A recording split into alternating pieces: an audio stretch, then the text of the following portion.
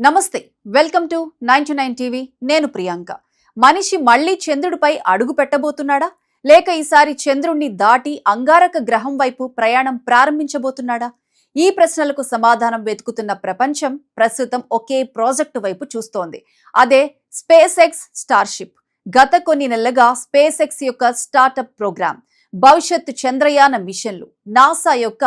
Artemis ప్రణాళికలు ప్రపంచవ్యాప్తంగా science మరియు టెక్నాలజీ రంగాల్లో భారీ చర్చకు కారణమవుతున్నాయి ఎందుకంటే ఇది కేవలం మరో రాకెట్ ప్రాజెక్ట్ కాదు ఇది మానవ నాగరికత భవిష్యత్తును మార్చగల ప్రణాళిక ఒకవేళ స్పేస్ ఎక్స్ విజయవంతమైతే రాబోయే దశాబ్దాల్లో చంద్రుడిపై శాశ్వత స్థావరాలు అంగారక గ్రహంపై మానవ కాలనీలు కూడా వాస్తవం కావచ్చు 1969లో అపోలో 11 మిషన్ ద్వారా మొదటిసారిగా మనిషి చంద్రుడిపై అడుగుపెట్టినప్పుడు ప్రపంచం ఆశ్చర్యపోయింది కానీ ఆ తర్వాత దాదాపు 50 సంవత్సరాల పాటు చంద్రుడిపై మానవ యాత్రలు జరగలేదు ఇప్పుడు మళ్లీ చంద్రుడిపైకి వెళ్లేందుకు ప్రపంచ దేశాలు పోటీ పడుతున్నాయి America China Russia Bharat Japan వంటి దేశాలు అంతరిక్ష కార్యక్రమాలను వేగవంతం చేస్తున్నాయి ఈ పోటీలో అత్యంత కీలక పాత్ర పోషిస్తున్న సంస్థ స్పేస్ ఎక్స్ ఎలాన్ మస్క్ స్థాపించిన ఈ సంస్థ ఇప్పటికే రాకెట్ పరిశ్రమలో విప్లవాత్మక మార్పులు తీసుకొచ్చింది ఒకప్పుడు అంతరిక్ష ప్రయోగాలకు బిలియన్ల డాలర్లు ఖర్చవుతుండేది కానీ స్పేస్ ఎక్స్ పునర్వినియోగ రాకెట్లను అభివృద్ధి చేసి ఆ ఖర్చును గణనీయంగా తగ్గించింది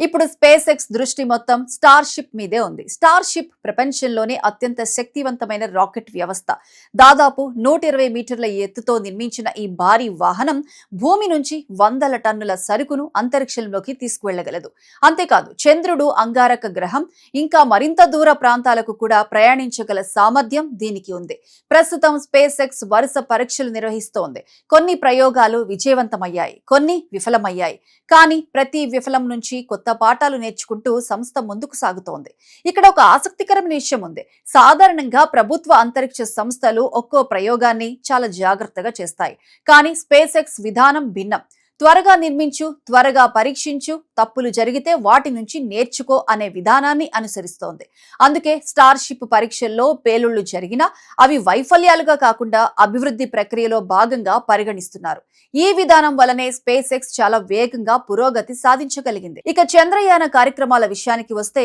నాసా చేపట్టిన ఆర్టెమిస్ కార్యక్రమంలో స్పేస్ ఎక్స్ కీలక భాగస్వామిగా ఉంది ఆర్టెమిస్ 111 మిషన్ ద్వారా దాదాపు అర్ధ శతాబ్దం తర్వాత మళ్లీ వ్యోమగాములు చంద్రుడిపై అడుగు పెట్టనున్నారు ఈ మిషన్ లో చంద్రుడిపై దిగడానికి ఉపయోగించే హ్యూమన్ ల్యాండింగ్ సిస్టమ్ గా స్టార్షిప్ ను ఎంపిక చేశారు అంటే భూమి నుంచి ప్రయాణించిన వ్యోమగాములు చివరి దశలో స్టార్షిప్ ద్వారా చంద్రుడిపై దిగుతారు ఈ మిషన్ విజయవంతమైతే అంతరిక్ష చరిత్రలో కొత్త అధ్యాయం ప్రారంభమవుతుంది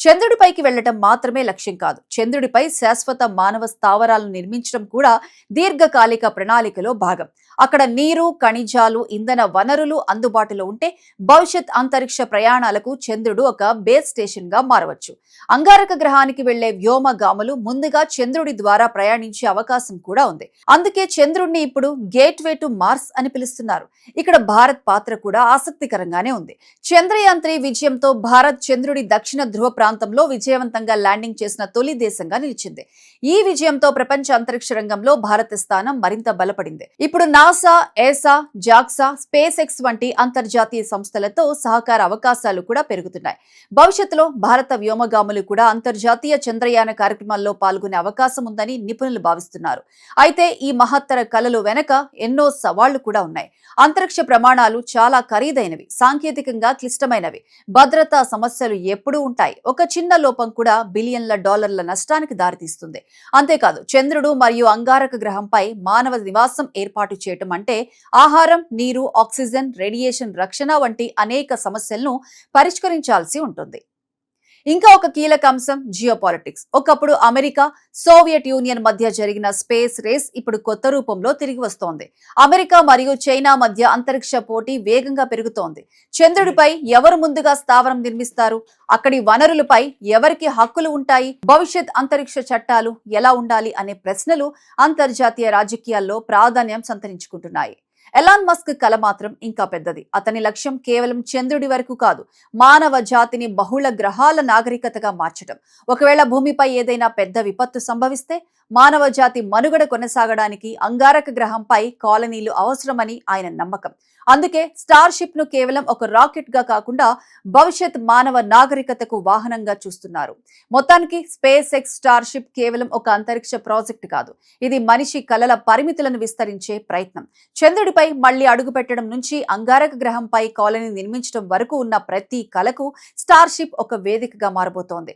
రాబోయే కొన్నేళ్లలో జరిగే పరీక్షలు, ఆర్టిమిస్ చంద్రయానాలు, అంతర్జాతీయ సహకారాలు ఈ కల ఎంతవరకు నిజమవుతుందో నిర్ణయించనున్నాయి. కానీ ఒక విషయం మాత్రం స్పష్టంగా కనిపిస్తోంది. మనిషి మరోసారి అంతరిక్ష స్వర్ణ యుగం వైపు అడుగులు వేస్తున్నాడు. ఈసారి లక్ష్యం కేవలం చంద్రుణ్ణి చేరుకోవటం కాదు, మొత్తం సౌర కుటుంబాన్ని మానవ నాగరికతకు అందుబాటులోకి తీసుకురావడం.